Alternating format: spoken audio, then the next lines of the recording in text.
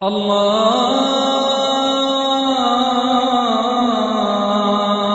আকবার, আল্লাহু আকবার, আল্লাহু আকবার, আল্লাহু আকবার। পরের প্রশ্ন, কদরে বিশ্বাস করা, এটা দিয়ে আসলে ঠিক কি বোঝানো হয়? কদরে বিশ্বাস করার কথা যদি বলতে হয়, এটা হচ্ছে ঈমানের স্তম্ভগুলোর একটা। কদরে বিশ্বাস করব, আর এখানে 4টা পয়েন্ট আছে যেটা কদরে বিশ্বাস করার সময় আমরা মেনে চলব। 1 নাম্বার, আল্লাহ তাআলা সব কিছু জানেন। আল্লাহ তাআলা সব কিছু সম্পর্কে জানেন, অতীত, বর্তমান আর ভবিষ্যৎ। সাধারণ বিষয় আর খুঁটিনাটি সবকিছুই তিনি জানেন। অসীম থেকে অসীমের সবকিছুই তার জানা। তাহলে আল্লাহ একমাত্র যিনি সবকিছু জানেন, তার আছে ইলমে গায়েব। 2 নম্বর পয়েন্ট, আল্লাহ সুবহানাহু ওয়া তাআলা এগুলো রেখেছেন লিখে লৌহে মাহফুজে, একটা সংরক্ষিত ফলকে। আর এই 2টো পয়েন্ট কদর নিয়ে এটা আছে সূরা হজে অধ্যায় নম্বর 22 আয়াত নম্বর 70, যে তুমি কি জানো না আল্লাহ সুবহানাহু ওয়া তাআলা আকাশ ও পৃথিবীতে যা আছে সবই জানেন। নিশ্চয়ই সকলেই আছে একটা কিতাবে, আর তার নিকট এটা সহজ। তাহলে 1 নম্বর, আল্লাহ সবকিছু জানেন। 2 নম্বর, এটা রেকর্ড করা আছে সূরা হজে অধ্যায় নম্বর 22 আয়াত নম্বর 70।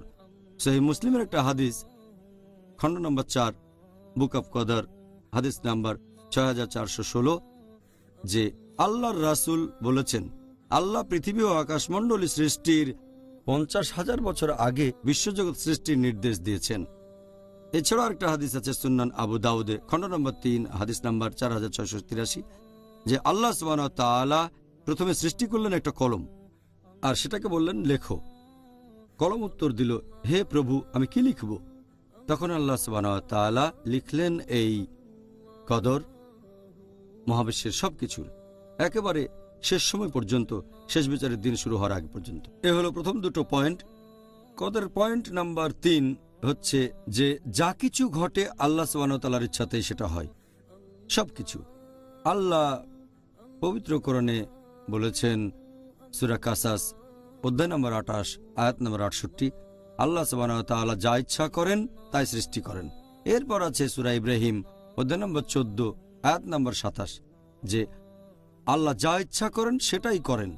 এরপর আরো আছে সূরা বুরুজ অধ্যায় নম্বর 85 আয়াত নম্বর 16, আল্লাহ তাআলা সেটাই করেন যা ইচ্ছা করেন। তাহলে আমরা বুঝতে পারছি যে আল্লাহ সুবহানাহু ওয়া তাআলা যা ইচ্ছা করেন তাই করতে পারেন। তিনি যা ইচ্ছা করেন তাই করেন। আর এরপর কোরআন বলছে সূরা ইমরান অধ্যায় নম্বর 3 আয়াত নম্বর 6, যে আল্লাহ সুবহানাহু ওয়া তাআলা মাতৃগর্ভে যেভাবে ইচ্ছা তোমাদের আকৃতি দেন। পবিত্র কোরআনে সূরা নিসা অধ্যায় নম্বর 4 আয়াত নম্বর 90, যে আল্লাহ যদি চাইতেন তাহলে তাদেরকে ক্ষমতা দিতেন, তারা তোমাদের সাথে যুদ্ধ করত। এরপর হচ্ছে সূরা আনাম অধ্যায় নম্বর 6 আয়াত নম্বর 112, আল্লাহ সুবহানাহু ওয়া তাআলা বলেছেন, যদি আল্লাহ চাইতেন তাহলে তারা এটা করত না। কদরের ব্যাপারে 4 নম্বর পয়েন্ট হলো, যা কিছু ঘটবে তার সবকিছুই আল্লাহ তাআলার সৃষ্টি। যা কিছু ঘটবে তার সবকিছু সৃষ্টি আল্লাহ তাআলার। আর আল্লাহ পবিত্র কোরআনে বলেছেন সূরা জুমার অধ্যায় নম্বর 39 আয়াত নম্বর 62, যে আল্লাহ তাআলা হলেন সবকিছুর স্রষ্টা, আর তিনি হলেন সবকিছুর অভিভাবক, সবকিছুর কর্মবিধায়ক। এছাড়াও আল্লাহ কোরআনে বলেছেন সূরা ফুরকান অধ্যায় নম্বর 25 আয়াত নম্বর 2, যে আল্লাহ সুবহানাহু ওয়া তাআলা আকাশমণ্ডলী ও পৃথিবী সৃষ্টি করেছেন যথাযথ অনুপাতে। এরপর পবিত্র কোরআনের সূরা সাফফাত অধ্যায় নম্বর 37 আয়াত নম্বর 96, আল্লাহ সৃষ্টি করেছেন তোমাদের আর তোমরা যা কিছু তৈরি করো। এখন সবকিছু সৃষ্টি করেছেন আল্লাহ সুবহানাহু ওয়া তাআলা, এবং এই মহাবিশ্বের সবকিছু তিনি নিয়ন্ত্রণ করেন। তার মানে কিন্তু এই না যে মানুষের স্বাধীন ইচ্ছায় তিনি বাধা দেন। আমাদের স্বাধীন ইচ্ছা আছে। কোরআনের অনেক জায়গায় আর সহিহ হাদিসে এই প্রসঙ্গে বলছে যে আমাদের স্বাধীন ইচ্ছা আছে, শরিয়া এই কথা বলছে, আর আমরাও জানি দৈনন্দিন জীবনে আমরা স্বাধীন ইচ্ছা প্রয়োগ করি।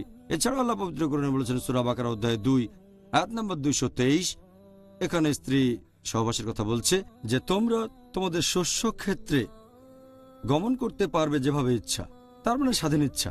এরপরে আরো আছে সূরা তাগাবুন অধ্যায় নম্বর 64 আয়াত নম্বর 16, যে তোমরা আল্লাহকে যথাসাধ্য ভয় করো, তার কথা শোনো এবং মেনে চলো। এছাড়া আরও আছে সূরা বাকারা অধ্যায় 2 আয়াত নম্বর 286, যে আল্লাহ সুবহানাহু ওয়া তাআলা কারো উপরেই তার সাধ্যের অতিরিক্ত দায়িত্ব অর্পণ করেন না। ভালো যা কিছু উপার্জন করে সে প্রতিফল তার, আর মন্দ যা করে সে প্রতিফলও তার জন্য। এটার ভিত্তিতে বলা যায় প্রত্যেক মানুষের স্বাধীন ইচ্ছা আছে, আর আমাদের দৈনন্দিন জীবনেও এটা দেখি। যেমন ধরেন, আল্লাহ সুবহানাহু ওয়া তাআলা কিছু জিনিস আগে ঠিক করে রেখেছেন। তিনি আগে ঠিক করে রেখেছেন মৃত্যুর ব্যাপারটা আর জন্মের ব্যাপারটা। এগুলো বাদে সব জায়গায় আল্লাহ স্বাধীন ইচ্ছা দিয়েছেন। আমি চাইলে হাত উপরে তুলতে পারি অথবা হাত নামাতে পারি, আমি চাইলে হাঁটাচলা করতে পারি অথবা বসতে পারি, এটা আমার ইচ্ছা।